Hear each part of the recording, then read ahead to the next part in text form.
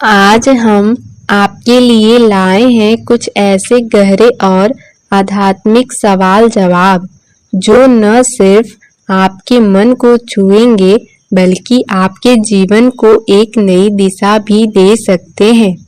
ये सवाल जवाब आपके भीतर की जिज्ञासा को जगाएंगे, आपके मन में चल रही उलझनों को सुलझाएंगे और आपको उस सच्चाई की ओर ले जाएंगे जो जीवन का असली मकसद है।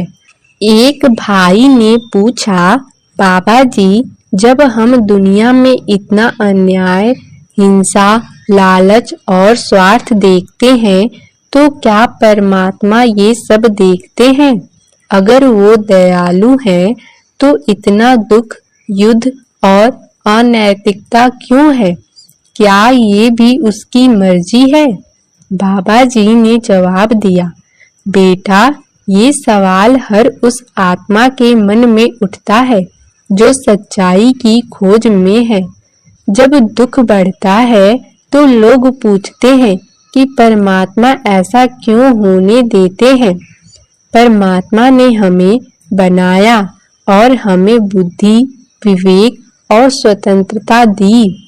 ये दुनिया एक ऐसा स्कूल है जहां हम अपने कर्मों से सीखते हैं।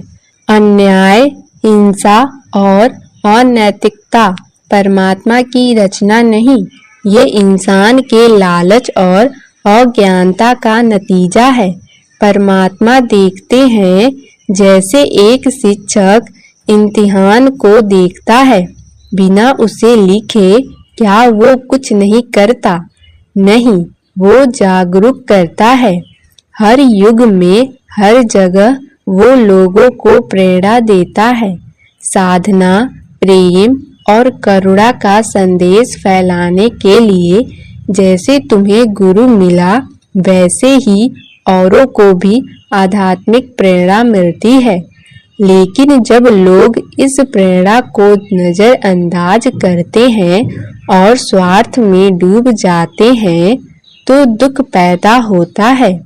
जैसे जैसे अंधेरा बढ़ता है वैसे वैसे रोशनी की खोज भी बढ़ती है। ये अंधेरा देखना, इसका मतलब है कि तुम्हारी आत्मा जाग रही है।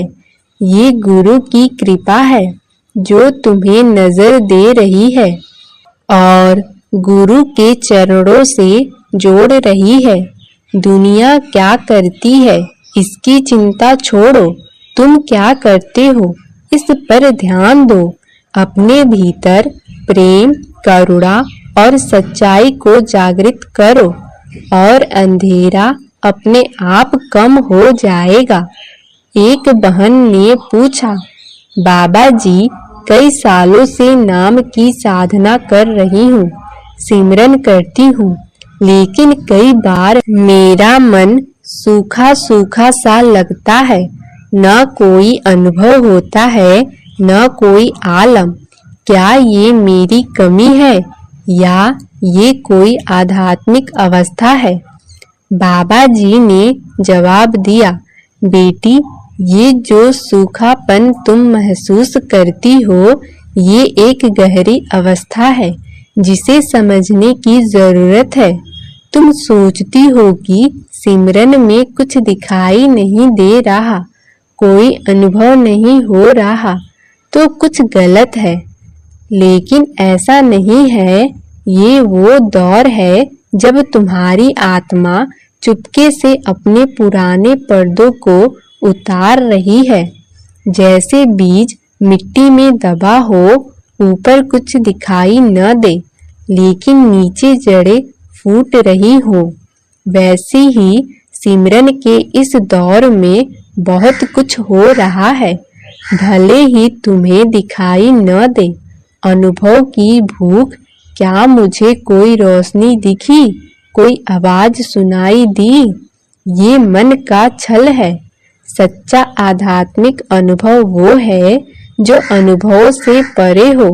शुद्ध शांति, गहरा सुख और गुरु से एक अनकहा जुड़ाव।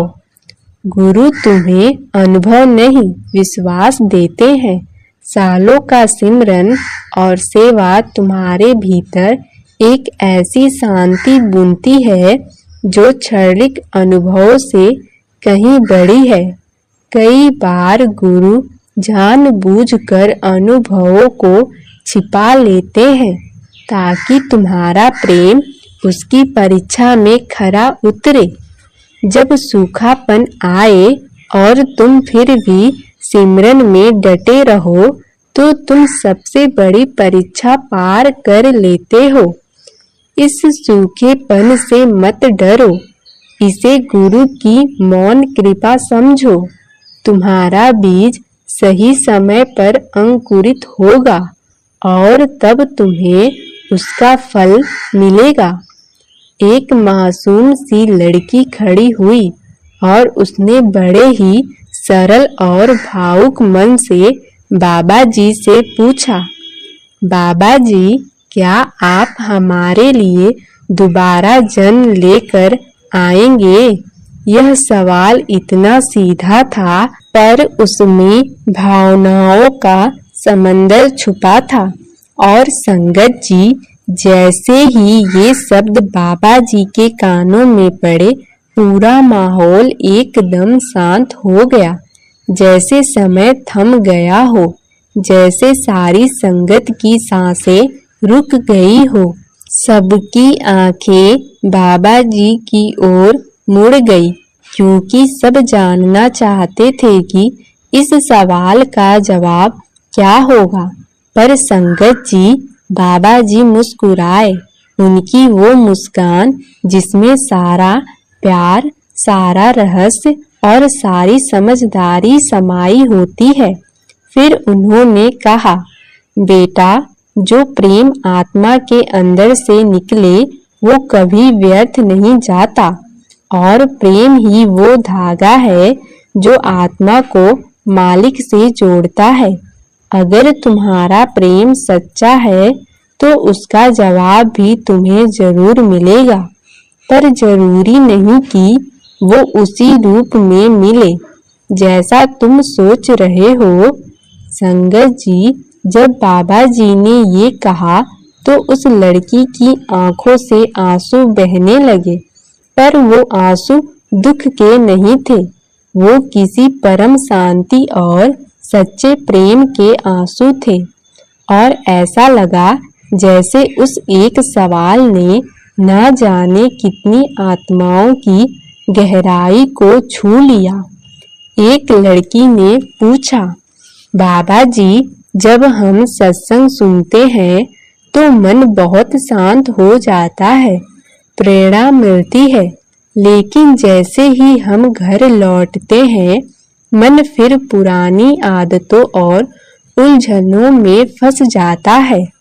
क्या इसका मतलब है कि सत्संग का असर गहरा नहीं? हम उस शांति को अस्थायी कैसे बनाएं? बाबा जी ने जवाब दिया, बेटी, तुम्हारा सवाल बहुत सच्चा है और ये हर साधक के मन में कभी न कभी आता है। सत्संग के दौरान तुम्हारा मन ऊंचा उठता है क्योंकि वो गुरु की शक्ति से जुड़ता है, लेकिन घर लौटने पर पुरानी आदतें और मन का खिंचाव तुम्हें फिर नीचे खींच लेता है। इसका मतलब ये नहीं कि सत्संग का असर कमजोर है, ये असर अभी तुम्हारे भीतर जड़ें जमा रहा है। जैसे हवा में हल्की सी खुशबू आती है और फिर गायब हो जाती है, वैसे ही सत्संग का असर बार बार लेने से अस्थायी होता है। सत्संग को सिर्फ सुनो मत, उसे अपने जीवन में उतारो। हर दिन सत्संग की एक बात चुनो और उसे अमल में लाओ। सत्संग के बाद थोड़ा समय चुपचाप बैठो, उन शब्दों को अपने भीतर उतरने दो ताकि वो तुम्हारे मन में गहरे उतरे। सत्संग अकेला काफी नहीं, सिमरन और सेवा इसके दो पंख है। बिना इनके सत्संग का असर फीका पड़ जाता है। सत्संग बीज है, सिमरन पानी है, सेवा मिट्टी है और समय मौसम है। इन सबके साथ तुम्हारे भीतर एक ऐसा पेड़ उगेगा जो हमेशा हरा रहेगा। अगर तुम गिरते हो तो इसका मतलब है कि तुम चल रहे हो। बार बार उठो, यही आध्यात्मिकता की असली शुरुआत है। एक बुजुर्ग ने पूछा, बाबा जी, अगर सब कुछ उसकी मर्जी से होता है तो क्या हमारे बुरे कर्मों की जिम्मेदारी हमारी नहीं? अगर कोई गलत काम करता है, दूसरों को ठगता है, क्या वो भी उसकी मर्जी है? क्या हमें उसे जवाबदेह नहीं करना चाहिए? बाबा जी ने जवाब दिया, बेटा, ये सवाल बहुत गहरा है और इसे समझने के लिए अपने विवेक को जागृत करना होता है। ये कहना कि सब कुछ उसकी मर्जी है, इसका मतलब ये नहीं कि तुम अपने कर्मों की जिम्मेदारी लेना और गुरु की रहनुमाई से उन्हें पार करना। जो होता है उसे उसकी मर्जी मानो, लेकिन जो करो उसे जागरूकता से करो।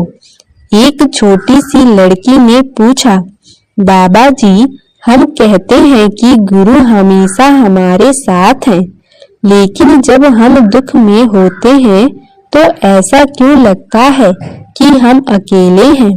क्या गुरु उस समय सचमुच हमारे साथ होते हैं?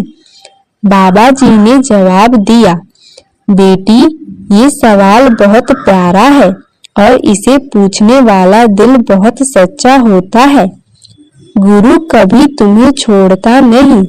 जो डगमगाता है वो है तुम्हारा ध्यान या तुम्हारा भरोसा। जब बच्चा इंजेक्शन लेने जाता है तो माँ उसका हाथ पकड़कर डॉक्टर के पास ले जाती है।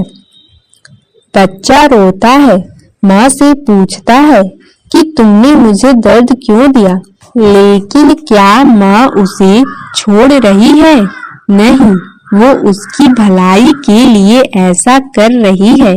उसी तरह जब दुख आता है तो वो गुरु का साया नहीं, उसकी कृपा है। उन पलों में गुरु तुम्हारे सबके करीब होता है, तुम्हारी हर सांस में, हर धड़कन में।